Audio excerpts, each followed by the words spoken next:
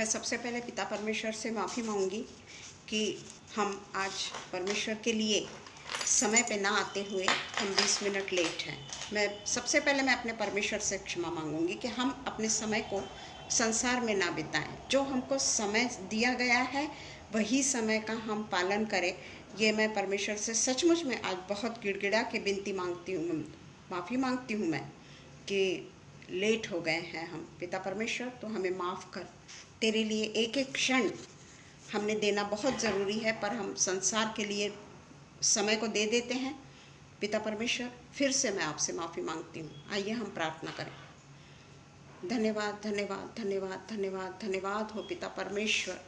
सच में पिता परमेश्वर, अगर आप हमारे से एक क्षण भी दूर हो जाए तो हम इस दुनिया में पिता परमेश्वर सही सलामती से नहीं रह सकते। शैतान तो यही अवसर देखता है पिता परमेश्वर कि हम आपसे कितने दूर चले जाएं। हमें पिता परमेश्वर कोई बंधन ही नहीं है पिता परमेश्वर। हम पिता परमेश्वर आपको पिता परमेश्वर ऐसा समझ लेते हैं कि आप हमारे द्वार पर खटखटा रहे हैं और हमें दरवाज़ा खोलने का मौका ही नहीं है। पिता परमेश्वर, इस चीज़ के लिए पिता परमेश्वर हम आज आपसे माफ़ी मांगते हैं, क्योंकि 24 घंटे में से अगर हम 1 घंटा भी आपको ना दे सके तो पिता परमेश्वर हमारे लिए कोई भी वचन बोलना, ये पिता परमेश्वर हम उसके लायक ही नहीं है पिता। हम उसके लायक ही नहीं है पिता, क्योंकि हम आपका अपमान करते हैं पिता परमेश्वर। हम पिता परमेश्वर, जब हमको ट्रेन में जाना होता है हम समय पे पहुंच जाते हैं। जब हमको प्लेन में जाना होता है हम 2-2.5 घंटा पहले से पहुंच जाते हैं। पर आपके लिए पिता परमेश्वर हमारे पास में समय नहीं है पिता। हम आपसे माफ़ी मांगते हैं पिता परमेश्वर। और आप पिता परमेश्वर, अभी जो हम बोलेंगे उसमें पिता परमेश्वर आप हाजिर रहेंगे। हम बोलें या ना बोलें, परंतु आपकी इनायतें कभी भी कम नहीं होती।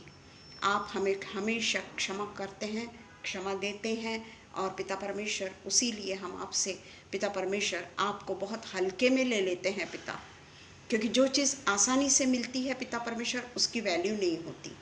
परंतु पिता परमेश्वर, एक दिन न्याय का भी आएगा और उस समय हमें एक एक क्षण का ब्यौरा देना होगा, चाहे वो अच्छा हो चाहे वो बुरा हो। इसलिए पिता परमेश्वर, आज के दिन के लिए मैं आपसे फिर से गिड़गिड़ा के पिता परमेश्वर माफ़ी मांगती हूँ कि आपके पिता परमेश्वर 20 मिनट मैंने व्यर्थ ही गंवा दिए। पिता परमेश्वर, हम आपसे पिता परमेश्वर प्रार्थना करते हैं कि जो भी कुछ हम बोलें पिता परमेश्वर, मेरा मन बहुत दुखी है पिता परमेश्वर, पर मैं जो भी कुछ बोलूं वो पवित्र आत्मा मुझे सहायता करे, पवित्र आत्मा मुझे प्रेरणा दे, पवित्र आत्मा के आगोश में मुझे ले ले पिता परमेश्वर। पवित्र आत्मा मेरा संचालन करे। सब कुछ मैं हमारे उद्धारकर्ता यीशु मसीह के नाम से मांगती हूँ। सुनिए और कबूल करिए।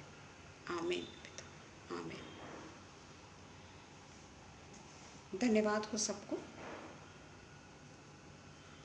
धन्यवाद हो सबको कि मैं परमेश्वर के इसमें थोड़ी मैं लेट हो गई हूँ। मैं उसके लिए परमेश्वर से मैं विनती करती हूँ कि परमेश्वर मुझे माफ़ करे, क्योंकि मैं अच्छे तरीके से जानती हूँ जब मैं प्लेन्स में जाती हूँ ना, मैं 2 घंटा 2.5 घंटा पहले पहुँच जाती हूँ एयरपोर्ट पे।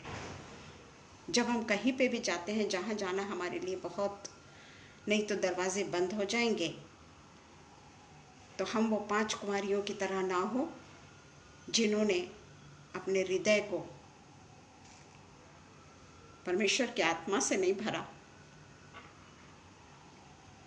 और मैं परमेश्वर के भवन में नहीं जा सकी। मैं पिता परमेश्वर से फिर से एक बार माफ़ी मांगती हूँ।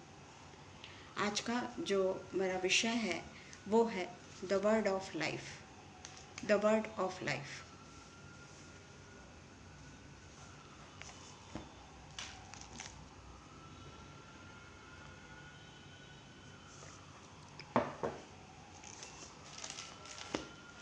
पहला यूहन्ना 1:1।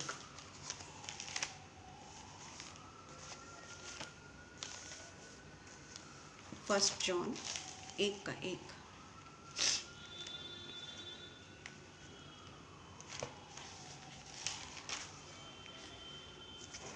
आदि में वचन था और वचन परमेश्वर के साथ था। आदि में क्या था? वचन था हम बाद में हैं, हमारा कहीं कोई वो नहीं है, हम बाद में हैं। सबसे पहले परमेश्वर का वचन था और परमेश्वर का वचन हमारे साथ था और वचन परमेश्वर था। ये वचन इतना ज़्यादा महत्वपूर्ण है क्योंकि वचन देहधारी हुआ, क्योंकि वचन देहधारी हुआ और उसने हमारे साथ में वास किया। क्योंकि 14वां वचन यही कहता है, और वचन देहधारी हुआ और अनुग्रह और सच्चाई से परिपूर्ण होकर हमारे बीच में डेरा किया और हमने उसकी ऐसी महिमा देखी जैसे पिता की इकलौते की महिमा। वर्ड ऑफ गॉड, ये है परमेश्वर का वचन। हमको परमेश्वर ऐसा नहीं कहता कि 24 घंटा तू मेरे साथ में जमा रहे, 24 घंटा तू मेरे साथ में बना रहे। हम परमेश्वर को क्या देते हैं? परमेश्वर को जो समय हमने कहा है उस समय भी हम परमेश्वर के पास में नहीं जा सकते। पिता परमेश्वर जो आदि से है, आदि से है, ऐसा नहीं कि वो नए नियम से आया हुआ पिता परमेश्वर है या नए नियम से आया हुआ यीशु मसीह है। ये उत्पत्ति से है, उत्पत्ति से है। उसी ने उत्पत्ति से पहले से हम परमेश्वर के जितनी भी उत्पत्ति 1 में भी हम देखते हैं कि किस तरीके से पृथ्वी बेडौल थी, सुनसान पड़ी थी, कुछ नहीं था वहाँ पर। और उस सुनसान और बेडौल जगह को हमारे पिता ने हमारे लायक रहने के लिए बनाया, हमें उसमें जीवन दिया, हमारे सांसों को, अपने सांसों के द्वारा उसने हमारे नथुने में सांस भरी। पर हमने क्या किया? हमने पाप किया, हम परमेश्वर से विभक्त हो गए, हम परमेश्वर से दूर चले गए। फिर भी परमेश्वर ने हमको उस समय भी माफ किया। तुम मर जाओगे कहा, परंतु उसने हमें शारीरिक मौत उस समय भी नहीं दी। वो उस समय भी हमसे प्यार करता था। जब इज़राइट्स लोगों को उसने गुलामी से छुड़वाया, उन्होंने भी उसके साथ में धोखेबाजी की, उन्होंने भी उसके साथ में खूब उसको कोसा, क्योंकि वो आसानी से मिल जाता है ना हमें। हमने प्रार्थना की कि वो खड़ा हो जाता है हमारी प्रार्थना को सुनने के लिए, हमारी तकलीफ़ों को सुनने के लिए वो खड़ा हो जाता है। हम क्या करते हैं? हम क्या करते हैं? हम उसको बहुत आसानी से लेते हैं। कोई भी चीज़ जब हम देखते हैं कि संसार में जो चीज़ आसानी से मिल जाती है ना, उसकी कोई कदर नहीं होती, उसकी कोई कदर नहीं होती। पैसा आसानी से नहीं मिलता ना, इसलिए तो हम 2 घंटा पहले एयरपोर्ट पे चले जाते हैं, क्योंकि हमारी टिकट भी वापस नहीं होगी, हमारा पैसा भी वापस नहीं होगा। वो 4-5 हज़ार, 6 हज़ार, 10 हज़ार हमारे लिए बहुमूल्य होते हैं, बहुमूल्य होते हैं। पर हम परमेश्वर को आसानी से रिफ्यूज़ करते हैं, आसानी से उसको रास्ता देखने के लिए मजबूर कर देते हैं। जिसने सृष्टि का निर्माण किया और जो सृष्टि के पहले से ही मौजूद था, पहले से ही मौजूद था, यह हम उत्पत्ति 1:1 में देखते हैं। और 1 से लेकर 26 तक हम जानते हैं कि किस तरीके से उसने सृष्टि की रचना की। एक एक दिन में उसने कैसी कैसी चीज़ें बनाई। हो सकता है कि वो एक दिन उसके लिए 1000 वर्ष के बराबर होगा या 1000 वर्ष एक दिन के बराबर होगा। इसमें लिखा है कि 6 दिन में पृथ्वी की सृष्टि की रचना की। अब वो 6 दिन कितने वर्ष थे यह हम नहीं जानते, पर उसको सृष्टि की रचना करने की क्या जरूरत थी? सब कुछ तो बराबर था, सब वो तो अपने स्वर्ग लोक में खुशी से थे। उनको सृष्टि की रचना करने की क्या जरूरत थी? जो बेडौल जगह है, जो बेडौल जगह थी, जो सुनसान जगह थी, जो वीरान जगह थी, उसमें प्राण डालने की क्या जरूरत थी परमेश्वर को? आज हम में प्राण डालकर उसको क्या मिला? क्या मिला हमसे? क्या मिला हमसे? कुछ नहीं, कुछ नहीं मिला हमसे। बोलने वाला परमेश्वर का वचन बोलता है, उसकी पर्सनैलिटी महत्वपूर्ण नहीं होती। पर्सनैलिटी उसकी महत्वपूर्ण नहीं है प्रियो, क्योंकि मेरा रचयिता और हम सब का रचयिता केवल और केवल केवल हमारा परमेश्वर है। अगर वो आज हमसे अपनी सांस खींच ले, हो सकता है 5 मिनट पहले अगर मेरी मौत हो जाती, तो मैं परमेश्वर का धन्यवाद करने के भी लायक नहीं होती, धन्यवाद करने के भी लायक नहीं होती। जिस तरीके से दाऊद राजा ने भजन संहिता में कहा है कि जब तक हम इस दुनिया में हैं तब तक ही हम सब कुछ कर सकते हैं। इस दुनिया से जाने के बाद में कहीं कोई कोई कोई हमको पहचानेगा भी नहीं। हम देखते हैं कि मनुष्य की मृत्यु हो जाने के बाद में एक न एक दिन आदमी अपने लिए ऐसा कुछ सहारा ढूंढ लेता है, या वो इस तरीके से बिजी हो जाता है कि वो व्यक्ति उसके जीवन से जाता तो नहीं है, उसकी याद उसकी जिंदगी से जाती तो नहीं है, परंतु वो उसके बिगड़ रहना सीख लेता है। सीखना ही पड़ता है, सीखना ही पड़ता है, क्योंकि उसके पास में कोई चारा ही नहीं होता, कोई चारा ही नहीं होता।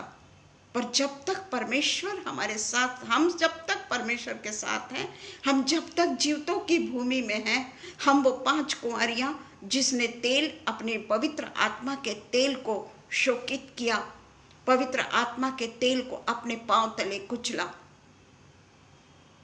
उसका हश्र क्या हुआ ये हम अच्छी तरीके से जानते हैं। परंतु आज भी हमारी आंखें नहीं खुलती, आज भी हमारी आंखें नहीं खुलती। उत्पत्ति 1:1 से 26 तक पढ़ना था मुझे, पर समय की कमी के कारण नहीं पढ़ पाऊंगी मैं। तो यशायाह 7:14 देखेंगे हम। यशायाह 7:14।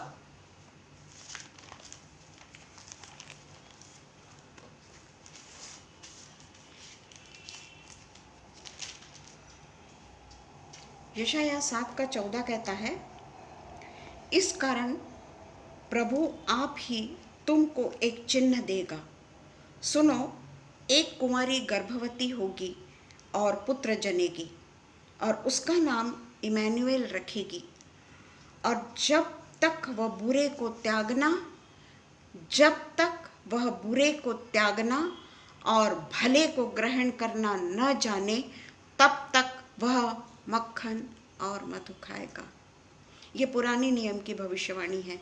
और उसी के अलावा 9:6 मैं आज ज़्यादा डिस्क्राइब नहीं कर पाऊंगी, समय के कमी के कारण मैं डिस्क्राइब नहीं कर पाऊंगी, पर हाँ वचन तो मैं ज़रूर पढ़ूंगी।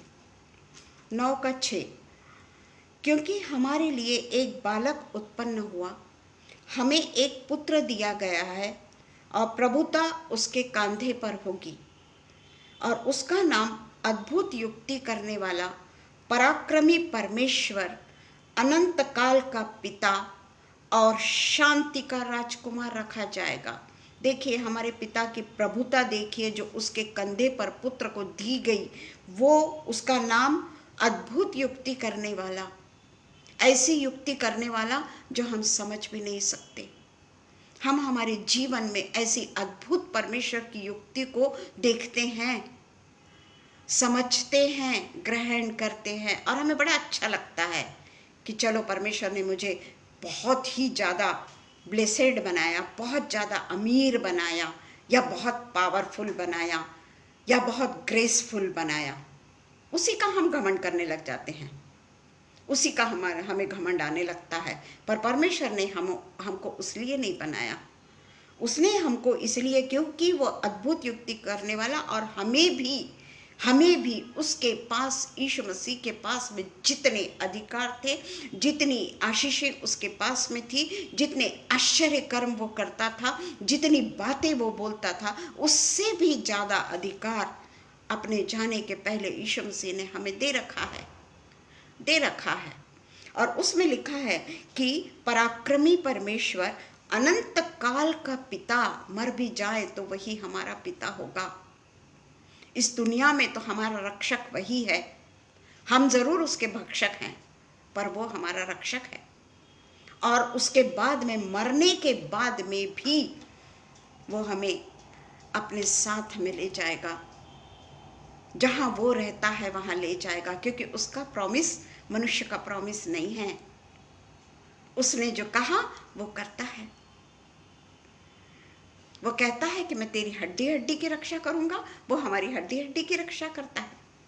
वो कहता है कि अंधेरे के इससे मैं तुझे बचाऊंगा, और वो बचाता है।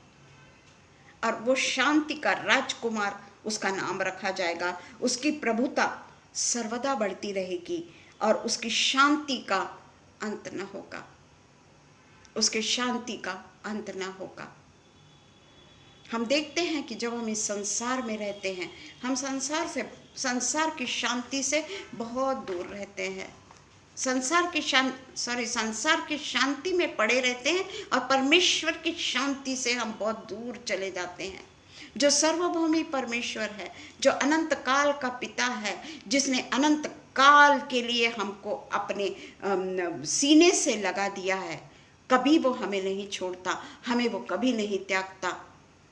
अगर वो एक सेकंड के भी लिए हमको छोड़ देना, शैतान हमको पूरे तरीके से दबोच लेगा। शैतान हमको पूरे तरीके से दबोच लेगा। वो हमें तो यही चाहता है कि पिता परमेश्वर हमको छोड़ दे। जिस तरीके से यीशु मसीह जब क्रूस पे मरे, यीशु मसीह जब क्रूस पे बलिदान हुए, शैतान ने सोचा कि अब तो सिर्फ मेरा राज्य है, सिर्फ मेरा राज्य है।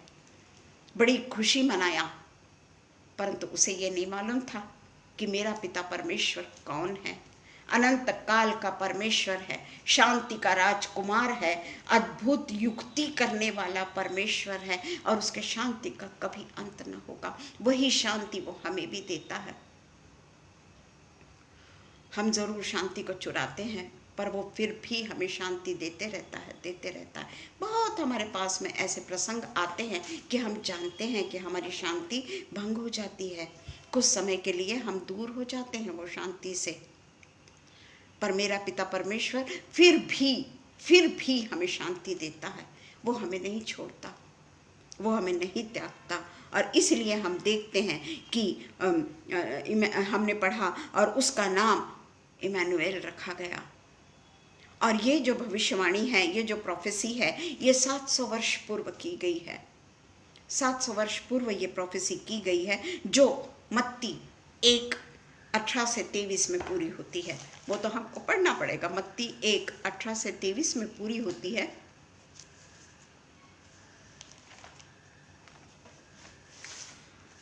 यीशु मसीह का जन्म इस प्रकार से हुआ कि जब उसकी माता मरियम की मंगनी यूसुफ के साथ हो गई, तो उसके इकट्ठा होने से पहले वह पवित्र आत्मा से गर्भवती हो गई। उसका पति जो यूसुफ था वो धर्मी था, और वो नहीं चाहता था कि उसकी बदनामी हो, तो उसको चुपचाप से त्याग देना चाहता था। परंतु स्वर्गदूत ने स्वप्न में आकर उसके पति को भविष्यवाणी की और यूसुफ से कहा, हे यूसुफ, दाऊद के संतान, तू अपनी पत्नी मरियम को अपने संग में अपने घर में ले आने से मत डर, क्योंकि जो कुछ उसके गर्भ में है वो पवित्र आत्मा की ओर से है। और यूसुफ ने विश्वास किया। यूसुफ ने विश्वास किया। यूसुफ ने कहीं पे भी नहीं लिखा है कि परमेश्वर के साथ में बातें की, या परमेश्वर के साथ में उसने कि भाई ऐसा कैसा, तू कौन है स्वर्गदूत, तू स्वर्गदूत है क्या कि किसी और का रूप है। उसने कुछ भी नहीं कहा। उसने परमेश्वर की आज्ञा का चुपचाप जो स्वर्गदूत ने कहा था उसका पालन किया। हम देखते हैं आगे कि उसने पालन किया, क्योंकि हमारे पास में समय नहीं। उसने पालन किया, अपनी पत्नी को नहीं त्यागा। उसने अपनी मंगेतर को, पत्नी तो होनी थी, मंगेतर को नहीं त्यागा। और जब तक बालक का जन्म नहीं हुआ तब तक वो उसके पास भी नहीं गया। यूसुफ के बारे में बाइबल में बहुत ही यानी बस कुछ भी नहीं लिखा है बोले तो चलेगा, पर ये उसका सैक्रिफाइस, ये उसका विश्वास कि एक स्वर्गदूत पर विश्वास करके वो मरियम को त्यागने से अपने विचार को बदल लेता है और अपनी पत्नी को लेकर वहां से निकल जाता है। और इसीलिए उसका नाम बाइबल में है। बाद में बाइबल में पता नहीं यूसुफ का क्या था, मुझे नहीं मालूम, परंतु इतना ही मैं जानती हूँ। और उसके बाद में हम देखते हैं कि प्रकाशित वाक्य 1 का 1, यहाँ हम सीधा यीशु मसीह के बारे में देखते हैं। यहाँ सब यीशु मसीह जो यूहन्ना को पूरे तरीके से डायरेक्ट यूहन्ना से बात कर रहा है, डायरेक्ट यूहन्ना से बातचीत हो रही है उसकी। कितना पवित्र होगा वो चेला। वही एक चेला था जो रियल मृत्यु में मरा, उसको गर्म तेल में भी डाल दिया गया पर वो नहीं मरा। उसको वहाँ पर पतमोस नामक टापू में उसको निर्जन अवस्था में रख दिया गया, यानी काले पानी की सज़ा भी उसको हो गई। पर ऐसे ही समय में 1 और 1 में ही लिखा हुआ है, 1 और 1 में ही प्रेरितों के काम में लिखा है कि यीशु मसीह का प्रकाशित वाक्य जो उसे परमेश्वर ने इसलिए दिया कि अपने दासों को वो बातें जिनका शीघ्र होना अवश्य है दिखाए। और उसने अपने स्वर्गदूत को भेजकर उसके द्वारा अपने दास यूहन्ना को बताया। यूहन्ना भी कितना पवित्र होगा ना, यूहन्ना भी कितना पवित्र होगा। उसको पतमुस नामक टापू में रखने के बावजूद भी वहाँ उसने परमेश्वर को नहीं छोड़ा होगा, क्योंकि वहाँ तो कोई संसार के लोग तो थे नहीं, कोई नहीं था वहाँ, केवल अकेला वो था। निर्जन जगह में उसको टापू में डाल दिया गया था, वहाँ तो वो अकेला था। और वहाँ उसने परमेश्वर को कभी नहीं छोड़ा होगा। परमेश्वर उससे बातचीत करता होगा, परमेश्वर उसे धीरज देता होगा, परमेश्वर उसकी सांत्वना करता होगा, स्वर्गदूत उसकी रक्षा करते होंगे, स्वर्गदूत उसके चारों ओर उसकी रखवाली करते होंगे। जब यीशु मसीह अपने स्वर्गदूत के द्वारा यूहन्ना से बातचीत करके प्रकाशित वाक्य जैसी पुस्तक यूहन्ना से लिखवा सकता है, तो वो क्या उसके ऐसे टापू में उसने उसको अकेला छोड़ा होगा? क्यों? क्योंकि उसने यीशु मसीह उस यूहन्ना ने परमेश्वर को ना छोड़ा और ना परमेश्वर को त्यागा। वो जानता था चाहे मुझे कहीं पे भी रखा जाए, मैं तो केवल और केवल मेरे मसीहा को शीश झुकाऊंगा और मसीहा के साथ में मेरी बातचीत होगी। वो अच्छी तरीके से जानता था। और इसलिए हम देखते हैं कि जिसका होना शीघ्र होने वाला है, जो इसमें लिखा है, यानी प्रभु यीशु मसीह जब मनुष्य के रूप में यहाँ पर आए, 12 चेलों में से ये एक है, जब मनुष्य के रूप में यहाँ आए, मनुष्यों के साथ में जिए, मनुष्य के रूप में केवल आए नहीं बल्कि मनुष्य के साथ में जिए और मनुष्य के समान उन्होंने अपने जीवन को बिताया। उनका उठना बैठना मनुष्यों के साथ में रहा, पर वो कलुषित नहीं हुए, उनका मन कलुषित नहीं हुआ, बल्कि जो कलुषित मन वाले थे उनके लिए यीशु मसीह ने अनेक वचनों को दे दिया। कपट करने वालों के लिए अलग अलग अलग अलग वचन परमेश्वर ने दे दिया। यीशु मसीह ने गुनाहों को माफ कर दिया। मरियम मगदली जैसी स्त्री को पाप से क्षमा दे दी। मरे हुओं को जिलाया। वो कपट पूर्ण जीवन उसने नहीं जिया और उसने कहा है कि जैसा मैं मार्ग, सत्य और जीवन केवल और केवल मैं ही हूँ। जो उसके मार्ग पे चलेगा, जो उसके सत्य पे चलेगा और जो जीवन को, अनंत काल के जीवन को जो पाएगा, वो वही मनुष्य होगा जो परमेश्वर के मार्ग पे चलता है, परमेश्वर के सत्य को स्वीकार करता है, परमेश्वर के जीवन को कबूल करता है। वही मनुष्य है जो हम देखते हैं लूका 2:4 और मत्ती 2:6। हमारे पास में समय नहीं है, ठीक है, हम लूका का 2:4 पढ़ लेते, मत्ती का नहीं पढ़ेंगे हम, लूका 2:4, क्योंकि हर एक वचन बहुत बहुत बहुत महत्वपूर्ण है, पर समय के अभाव के कारण लूका 2:4 पढ़ती हूँ। अतः यूसुफ भी इसलिए कि वह दाऊद के घराने और वंश का था, गलील के नासरत नगर से यहूदिया में दाऊद के नगर बैतलहम को गया।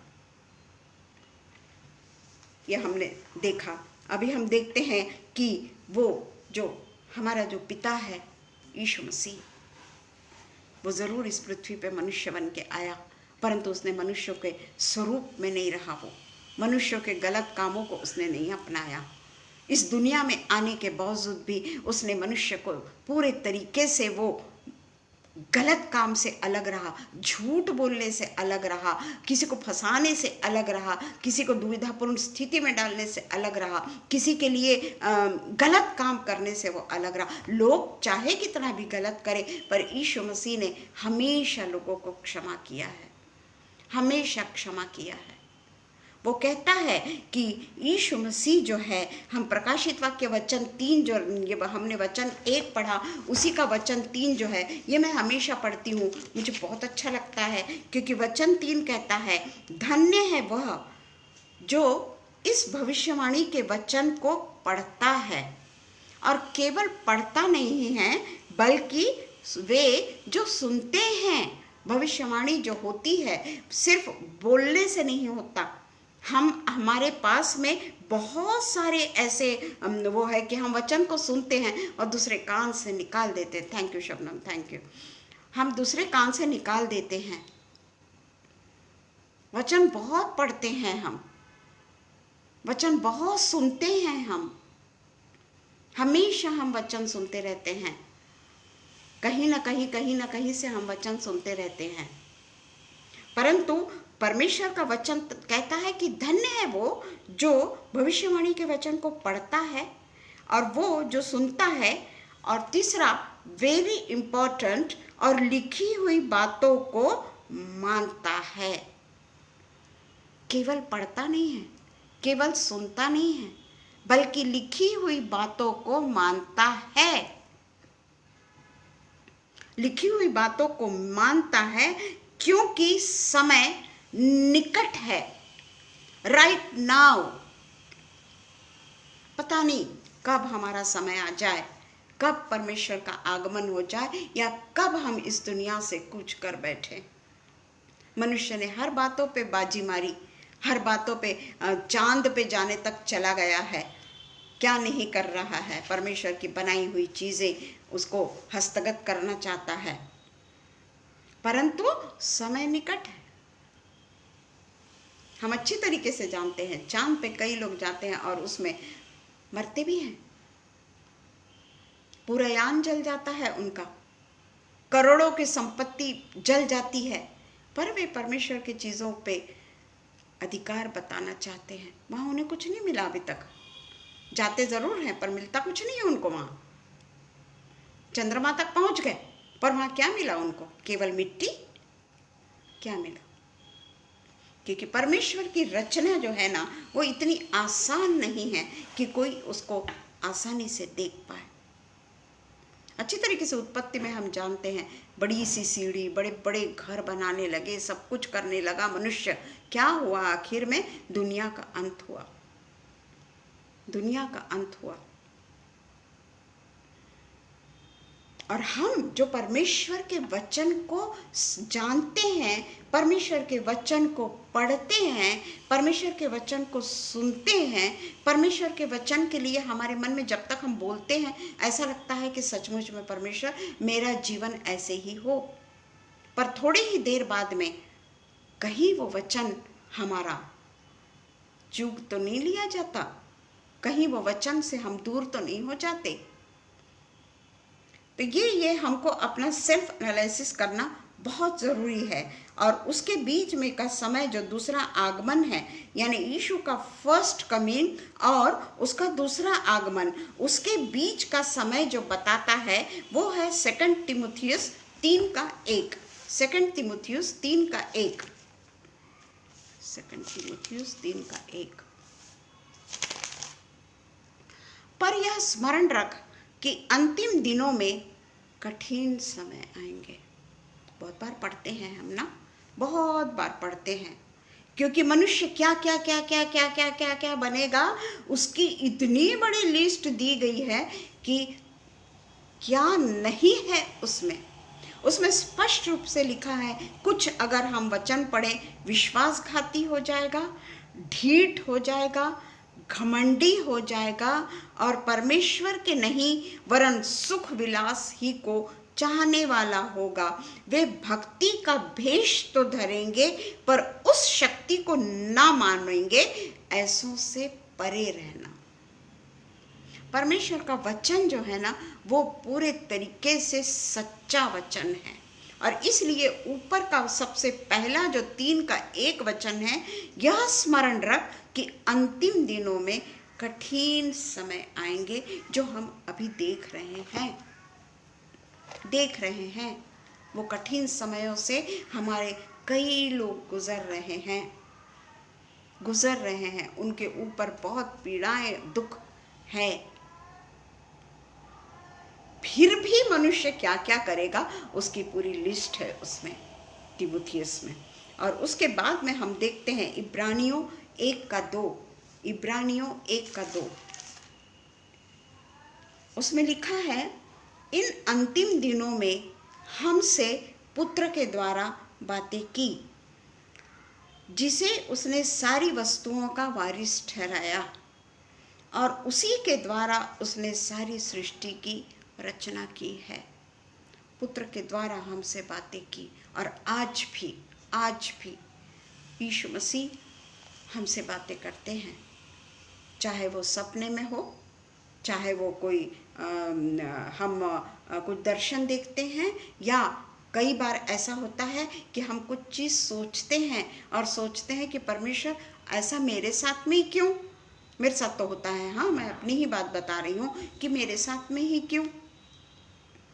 अभी कुछ दिनों की बात है, मेरे बाजू में भी कोई नहीं है फ्लैट के, इस साइड में भी नहीं, और पीछे में जो हमारे यहाँ बहुत बड़ा हॉस्पिटल है, तो वो डॉक्टर जो है वो हमेशा फॉरेन जाते रहते हैं, तो वहाँ ज़्यादातर अंधेरा ही होता है, बहुत ज़्यादा, क्योंकि अगर एडमिट नहीं किए तो वहाँ अंधेरा होता है। तो उस दिन मैं अपनी खिड़कियाँ बंद करी तो मैंने सोची, परमेश्वर मेरे चारों ओर अंधकार ही अंधकार है, इधर भी अंधकार, उधर भी अंधकार, उधर भी अंधकार, तो पूरा अंधकार ही अंधकार है। ऐसा बोलकर मैं बिस्तर पे जाके लेट गई। और लेटने के बाद में मैं अपना देख रही थी, वो कुछ पढ़ रही थी मैं, तो फिर परमेश्वर ने, ऐसा लगा मुझे कि परमेश्वर ने मुझसे कहा कि मैं कौन हूँ, मैं तो ज्योति हूँ, और वो ज्योति तेरे साथ है, और ये ज्योति तो कभी नहीं मिटेगी, ये ज्योति तो कभी नहीं बुझेगी। तेरे आजू बाजू के लाइट तो बुझ जाएंगे, पर मैं जो ज्योति हूँ वो तेरे साथ हूँ, और मैं तुझे कभी नहीं छोड़ूंगा। और ये ज्योति में जो रहता है वो कभी अंधकार का सामना नहीं करेगा। यानी परमेश्वर ना कुछ देर के बाद में, या उस समय तो वो सोचता है जाने दे, इसको सोचने दे क्या क्या सोचती है, पर जब हम अकेले में हो जाते हैं, जब हम सोने के लिए चले जाते हैं, उस समय परमेश्वर हमसे बातें करता है। ऐसा कुछ लगता है अपने मन में कि परमेश्वर ने ऐसा कहा मुझसे, या मेरे प्रश्न का उत्तर देता है। ये समझ लीजिए, मेरे प्रश्न का वो उत्तर देता है, पर देता है। ये मैंने आजमाया है। या फिर हम परमेश्वर का वचन सुन रहे होते हैं, या फिर शुभ संदेश सुन रहे होते हैं, या किसी का अपने फेसबुक में सुन रहे होते हैं, उसमें मेरे को उत्तर मिल जाता है, पर मिलता ज़रूर है। तो ये है परमेश्वर की अनुकंपा। और इसलिए वो कहता है कि जो वचन को सुनता है और जो वचन को पढ़ता है, पहले तो पढ़ता है, सुनता है, और फिर उसको मानता है। ये प्रकाशित वाक्य में लिखा हुआ है। तो इसलिए हम देखते हैं कि उनके आगमन के बीच में जो भी कुछ होने वाला है, यह स्मरण रख कि अंतिम दिनों में कठिन समय आएंगे। और हम अच्छी तरीके से जानते हैं कि इनका होना शीघ्र अवश्य है। परमेश्वर का 1 साल 10,000 साल के बराबर भी हो सकता है, हम उसके समय को नहीं पहचान सकते, या 10,000 साल एक दिन के बराबर भी हो सकता है। और इसलिए हमको हमेशा तैयार रहना है कि ये भविष्यवाणी के कारण कई लोग जैसे कहते हैं कि यीशु मसीह आने वाला है, हमने पढ़ा, अभी भी पढ़ा कि शीघ्र आने वाला है, तो कई लोग ये कहते हैं कि तुम लोग हमेशा कहते हो कि भाई तुम्हारा परमेश्वर शीघ्र आने वाला है। कई हमारे क्रिश्चियन लोग भी कहते हैं कि अभी कोरोना आ गया, अब यीशु मसीह का आने का समय निकट आ गया। कई लोग कहते हैं, लड़ाइयों की चर्चा सुन लेते हैं, इजराइल में लड़ाई हो रही है, यूक्रेन में लड़ाई हो रही है, सब जगह दुनिया में ये लड़ाई चालू है। इजराइल भी मानने को तैयार नहीं है, गाजा भी मानने को तैयार नहीं है, हमास भी कोई मानने को तैयार नहीं है। वो लड़ाइयों में लगे हुए हैं, कितनों की जान निकल जा रही है, कितने अनाथ हो रहे हैं, बहुत बहुत परेशानियों में है वो लोग। तो लोग कहते हैं कि यीशु मसीह का आगमन अब है, अब यीशु मसीह आएंगे, परंतु उसके समय को यीशु मसीह कहते हैं मैं भी नहीं जानता, मैं भी नहीं जानता। पर इतना है कि लोग कहते हैं कि तुम लोगों के इसके अनुसार तो अभी तक तो तुम्हारे यीशु मसीह ने आ जाना चाहिए था, तो वो अभी तक क्यों नहीं आया। वो हमारे लोगों को झूठा ठहराते हैं, हमें उपहास में उड़ाया जाता है, उपहास करते हैं, हमारी खिल्ली उड़ाते हैं कि तुम लोग ऐसा कहते हो। तो ये जो झूठे शिक्षक हैं, झूठे भविष्यद्वक्ता हैं, ये लोग ज़्यादातर हमारी ये जो भविष्यवाणी के ऊपर वो लोग उपहास करते हैं कि देखो तो सही कहाँ है इनका यीशु मसीह, अरे वो वहाँ आया है, अरे वो वहाँ आया है। झूठे भविष्यद्वक्ता भी खड़े होंगे और कहेंगे कि यीशु मसीह आ गए, यीशु मसीह आ गए। पर यीशु मसीह का वचन कहता है कि ऐसों के बहकावे तुम नहीं आना, ऐसों के बहकावे में तुम लोग नहीं आना। परंतु लोग जो है वो सोचते हैं कि हम पर भी कई लोग बोलते हैं कि वो तो अभी तक नहीं आया, वो कब आने वाला है, कब आने वाला है वो। और इसलिए हम देखते हैं कि जैसा 2 पीटर 3:8 में लिखा हुआ है, 2 पीटर 3:8, 2 पीटर 3:8 उसमें लिखा है, हे प्रियो, यह बात तुमसे छिपी न रहे कि प्रभु के यहाँ एक दिन 1000 वर्ष के बराबर है और 1000 वर्ष एक दिन के बराबर है। प्रभु अपनी प्रतिज्ञा के विषय में देर नहीं करता, जैसी देर कुछ लोग समझते हैं, पर तुम्हारे विषय में धीरज धरता है और नहीं चाहता, देखिए देखिए क्यों नहीं आ रहा है, और नहीं चाहता कि कोई नष्ट हो, वरन यह कि सबको मन फिराव का अवसर मिले। परंतु प्रभु का दिन चोर के समान आ जाएगा, और उस दिन आकाश की बड़ी हड़बड़ाहट के शब्द के साथ आकाश जाते रहेगा और तत्व, बहुत से तत्व पिघल जाएंगे और पृथ्वी और उस पर के काम जल जाएंगे। कहाँ जा रहे हो चांद पे? क्या अपने दूसरों का हृदय लगा रहे हो? क्या लोगों के अवयव जो है, जैसे किसी का अगर ब्रेन डेड हो गया तो वो कई देर तक अपने जो पार्ट्स हैं उसमें जान रहती है, वो पार्ट्स को निकाल के हम दूसरे मनुष्यों पे लगा रहे हैं। आर्टिफिशियली हुआ ना। हमको तो मनुष्य जो बनाया गया, तो हम तो पूरे तरीके से, किसी की चीज़ें हमको लगाने की ज़रूरत नहीं पड़ी ना। यीशु मसीह को, परमेश्वर को, हमारे परमेश्वर को किसी और की चीज़ लेकर हमें उसमें इम्प्लांट करने की ज़रूरत नहीं हुई। पर आज मनुष्य इतना ज़्यादा बुद्धिमान समझता है अपने आप को, इतना ज़्यादा अच्छा समझता है अपने आप को, होशियार समझता है। तो अभी बहुत टाइम हो रहा है, तो हमने ये देख लिया, पर हम सोचने के अनुसार मनुष्य को वो और समय देता जा रहा है, जो अभी हमने 1 पीटर में पढ़ा, ताकि वो जो दयालु, अनुग्रहकारी और विलंब से क्रोध करने वाला परमेश्वर है, वो मनुष्यों को चेतावनी दे रहा है, मनुष्यों को समझा रहा है, मनुष्यों को प्यार से समझा रहा है कि तुम पश्चाताप करो, पश्चाताप करने के बाद में, ताकि वो न्याय के समय अगर हम अभी पश्चाताप कर लें, हम अपने पापों को, सबसे पहली बात हम अपने पापों को समझे तो, हम अपने पापों को समझे तो कि सचमुच में मैंने कुछ कर दिया, या सचमुच में मैंने परमेश्वर के लिए आज बहुत बड़ा गलत काम कर दिया। ये जब मैं समझूंगी, या मैं किसी को ठेस पहुंचा रही हूँ, या मैं किसी का अपमान कर रही हूँ, या मैं किसी को नीचे दिखा रही हूँ, या मेरे तरफ से किसी का अपमान कर रही हूँ, मैं लोगों के सामने, 10 लोगों के सामने अगर मैं किसी का अपमान कर रही हूँ, उस समय मैंने अपने आप को बहुत ग्रेट समझ लिया, मैंने बहुत ग्रेट समझ लिया। हमारे पास्टर ने पिछले संडे को बहुत लोगों को डांटा कि कैसे तुम मेरे सामने वाले दरवाज़ा खोल के तुम लोग आ रहे हो। पुलपिट पे से पास्टर साहब को सब दिखता है। तब उन्होंने, पास्टर साहब ने कहा कि अब इसके बाद में तुम्हारे लिए दरवाज़ा बंद हो जाएगा, तब तुम क्या करोगे? परमेश्वर के भवन में तो तुम जब चाहे आते हो और बैठ जाते हो बिल्कुल आराम से आके। और तभी मैंने सोचा, सच में कई बार इस बातों को बोलते हैं पास्टर्स लोग, पर हम नहीं सुनते। पर परमेश्वर का भवन कोई खेल कूद का या मनोरंजन का अड्डा नहीं है। हम जब सिनेमा हॉल में जाते हैं सिनेमा देखने, अब तो खैर मैं नहीं देखती हूँ, पर पहले जब देखते थे, क्या हम 1 घंटे बाद में जाते थे क्या? अरे मैंने तो पहले का पोर्शन देखा ही नहीं, फिर से हम दोबारा पिक्चर देखने जाते हैं कि पहला स्टार्टिंग में तो अच्छा था वो पिक्चर, स्टार्टिंग में तो बहुत अच्छा बताए थे, फिर हम वो पिक्चर देखने जाते हैं। हम समय पे जाते हैं ना, जो एक सच्ची कहानी नहीं रहती, पर उसकी ललायत हम कितने रहते हैं, यह है आंखों की अभिलाषा। पर परमेश्वर का वचन तो आसानी से मिल जाता है। तो इसीलिए वो कह रहा है कि मैं तुम्हें समय दे रहा हूँ, पश्चाताप करने का मैं तुम्हें समय दे रहा हूँ, ताकि न्याय के समय ऐसा तुम्हारा न्याय हो कि तुम मेरे साथ में स्वर्गलोक में रहने वाले हो सको। जहाँ मैंने तुम्हारे लिए बड़े बड़े मेंशन बनाई हूँ, वहाँ मैं तुम्हारे साथ में रहना चाहता हूँ।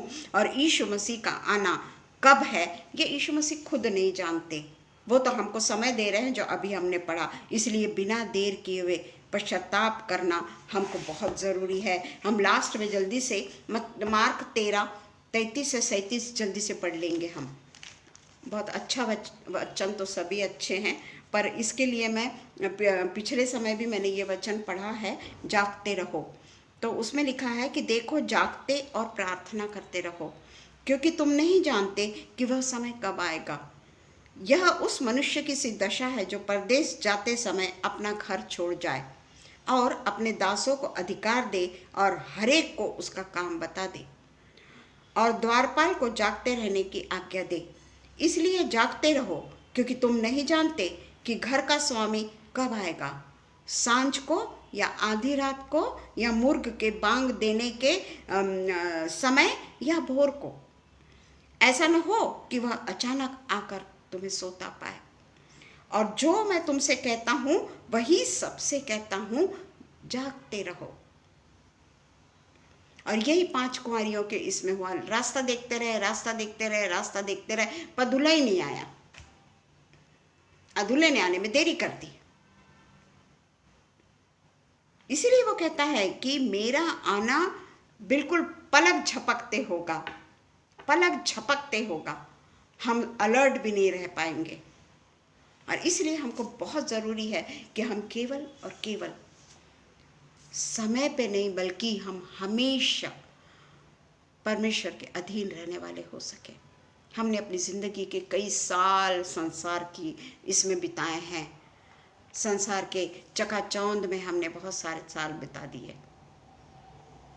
पर अब हमें बहुत ज़रूरी है कि परमेश्वर का आना कब है हम नहीं जानते, और इसलिए हर पल हम चौकस रहें। आइए हम प्रार्थना करें। धन्यवाद धन्यवाद धन्यवाद धन्यवाद धन्यवाद देते हैं पिता परमेश्वर, इस सुंदर समय के लिए। पिता परमेश्वर, हम आपको दिल से धन्यवाद देते हैं पिता परमेश्वर कि आपने पिता परमेश्वर हमें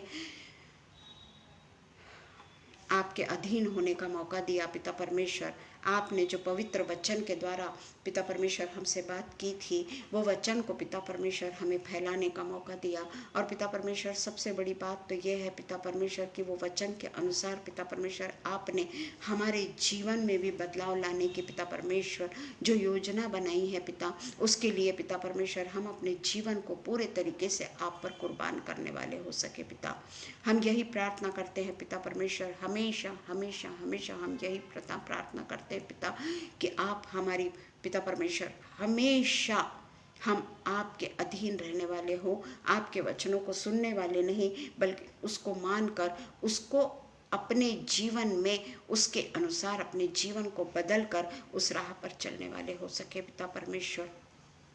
बहुत धन्यवाद करते हैं पिता परमेश्वर आज के दिन के लिए। और पिता परमेश्वर बहुत बहुत धन्यवाद करते हैं पिता कि आज आपने हमें यह मौका दिया कि हम आपके वचनों को पिता परमेश्वर ग्रहण करने वाले हो सके और अपने जीवन में पिता परमेश्वर उसको लागू करने वाले भी हो जाएं। पिता परमेश्वर हम सब बात के लिए आपको धन्यवाद देते हैं। जो बीमार है पिता परमेश्वर, जो तकलीफ में है पिता परमेश्वर, उन सब के लिए पिता परमेश्वर हम प्रार्थना करते हैं। जिनकी माँ बीमार है, पिता बीमार है, बच्चे बीमार हैं, या पिता परमेश्वर उनके पति उनके घर में चाहे जो भी कोई बीमार क्यों ना हो पिता, आप उनके बिस्तर को उलट दीजिए पिता और होने दीजिए पिता परमेश्वर कि वो पूरे तरीके से पिता परमेश्वर ठीक हो जाएं, पूरे तरीके से चंगे हो जाए पिता परमेश्वर। और पिता परमेश्वर हमेशा हमेशा हमेशा आपके नाम को वो कभी भी भूलने वाले ना हो सके पिता परमेश्वर।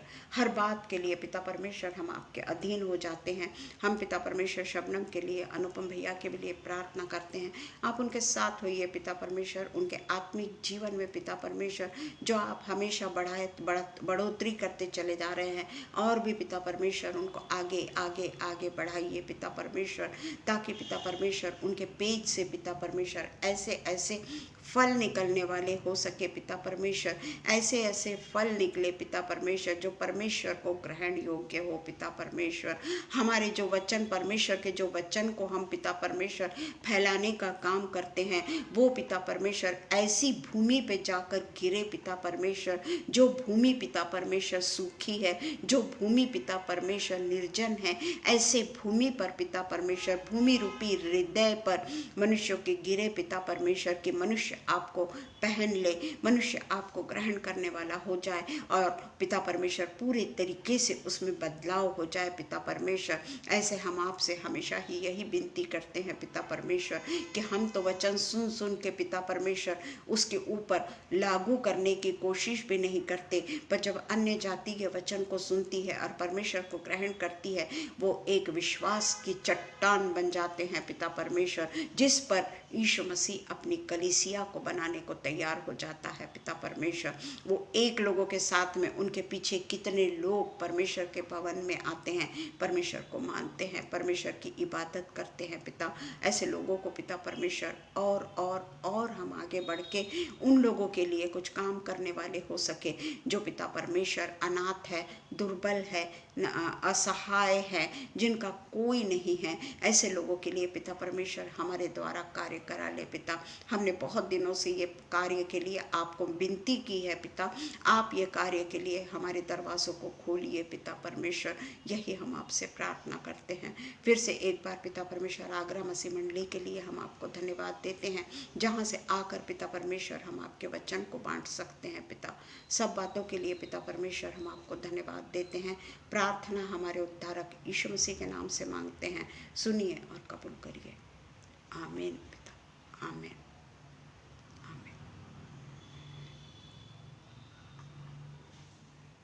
Praise the Lord everyone. जो भी आत्मिक दुख मुझको हुआ उसके लिए मैं क्षमा तो नहीं मांगूंगी, क्योंकि ये दुख मुझे आत्मा में हुआ। फिर भी आप लोग सब देरी से भी होने के बाद में आप लोग सब उपस्थित रहे, उसके लिए मैं आपका धन्यवाद करती हूँ। Praise the Lord.